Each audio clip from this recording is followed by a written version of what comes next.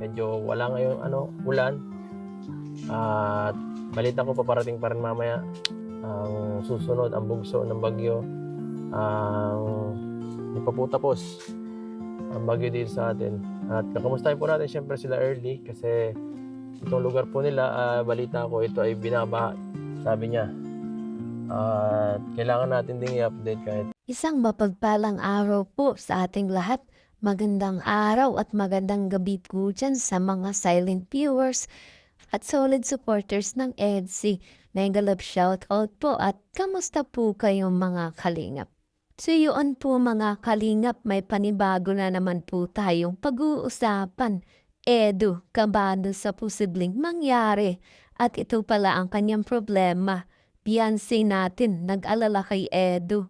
At Papa Eds, susubukang maayos ang lahat ng ito, tulong na kanyang ibibigay para sa nangangailangan.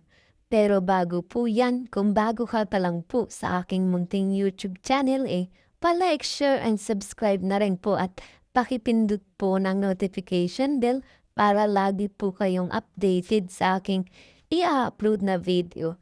At paalala rin po bago po tayo magbigay ng ating komento at opinion tapusin po muna natin ang kabuwang video para akma po ang ating i-comment mga kalingap.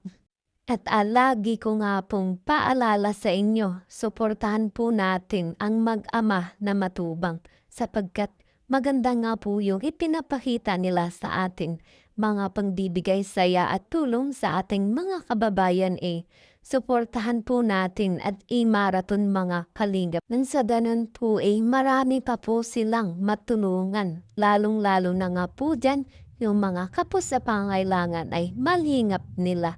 At suportahan din po natin ang kanilang may bahay na si Ate Edna Vlogs at Jackie Tapia. Huwag po sana tayong magsasawang sumuporta mga kalingap. So yun po mga kalingap, balik po tayo sa ating pag-uusapan ngayon. Edu, kabado sa posibleng mangyari at ito pala ang kanyang problema. Beyonce natin nag-alala dahil kay Edu. Papa Eds natin susubukang maayos ang lahat ng ito, tulong na kanyang ibibigay para sa nangangailangan. Ano nga ba ang problema ni Papa Eds mga kalingap na sa ngayon nga po parang mukhang problemado siya sa mga nangyari? Nay, ano po? Anong balita po? Kamusta po kayo dito? Ayos naman po. Buti naman po kung gano'n kasi kung kahapon po, chinat ko si Early. Sabi ko kung kamusta dito kayo sa lugar ninyo po. At siyempre medyo malakas yung ulanin kagapon. Yung aning si Erdi nga ay kinaon yung kapatid niya dito at baka magbaha kami yung bahay. Huwag na iwan dito at niligpit ko yung mga mababasang mga gamit. So wala po dito sila Early ngayon?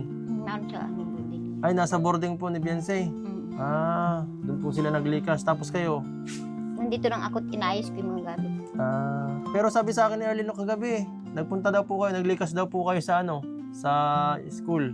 Pero yung ngayong magang-maga, napunta na ako dito. Nilinis ko dito. Waris ako sa mga paligid. Tapos itong mga gamit, ibabalik ko na sa mga lagayan at mainit na. Evacuate pala kayo kagapon. Buti naman po kung gano'n, na di masyado dito tinamaan. Pero sabi, kaya lalo na at wala tayong pasabi sa sponsor, wala rin po kasi kung ngayong kontak kala Sir Lito, biglaan yung ganitong vlog. So hindi man tayo nakapagpaalam kasi okay sana doon, wala ngayon sanang tao so si Early syempre ang pinaka pwedeng matulog kasi siya ang isa sa apat na pinahintulutan doon bakit hindi na po si Early nagsama doon sa inyo? Ay, natatakot niya siya sa school kaya ay maraming mga nag-iinom. Nadalaan na siya nung pumunta siya doon na parang binastos siya doon. Okay lang kayo doon? Matanda. Hindi, ibig sabihin syempre, bakit yan marami yung Nag-iinom kaya doon pag kahit nag-evacuate, marami nag-iinom doon. Siya, nakatakot pala pag ganyan din Naglalasing. Saan kayo po natulog doon? Doon sa bangko, tapos magang-maga, nagpunta na ako dito, inayos ko dito. Grabe pala. Yung sa po, yung project po natin para sa inyo, hindi na muna natin itutuloy kasi masyadong malakas po ang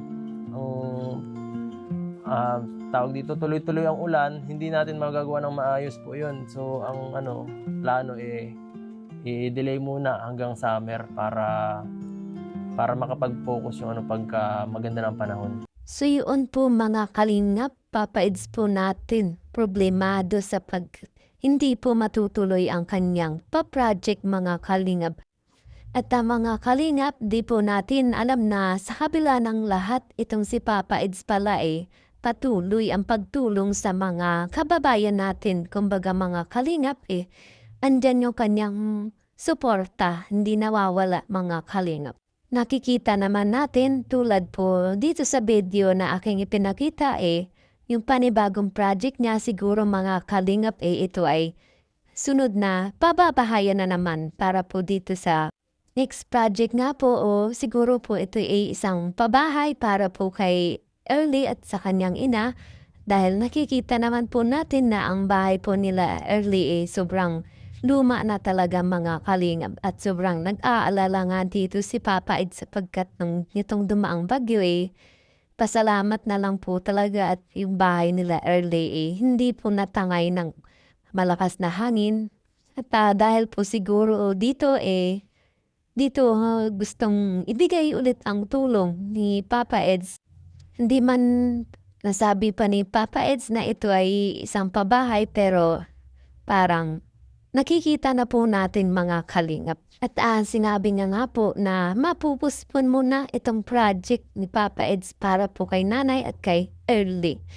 Atin nga po yung aabangan mga kalingap siguro sa mga lilipas na buwan makikita na natin ko ano ba talaga itong project na pinaplano ni Papa Eds mga kalingap. Natabihan siya nga po natin naawa dito kay Early sapagkat yung bahay nga po nila Early naaabot ng baha mga kalingap kaya nang sadanan po si Early po hinayaan nilang mag-evacuate sa kanilang boarding house mga kalingap.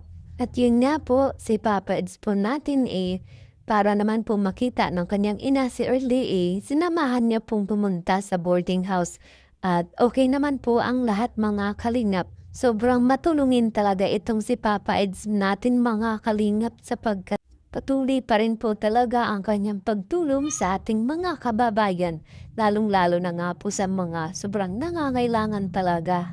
At ngayon nga po si Papa Eds po isa na din sa nagpapabahay para po sa mga taong nangangailangan at sa mga taong gusto talagang magkaroon ng maayos na tahanan mga kalingap. Kaya mga kalingap, patuloy lang po nating suportahan at imaraton itong vlog po ni Kalingap Edo para na sa ganun po tuloy-tuloy po ang kanyang pagtulong sa ating mga kababayan.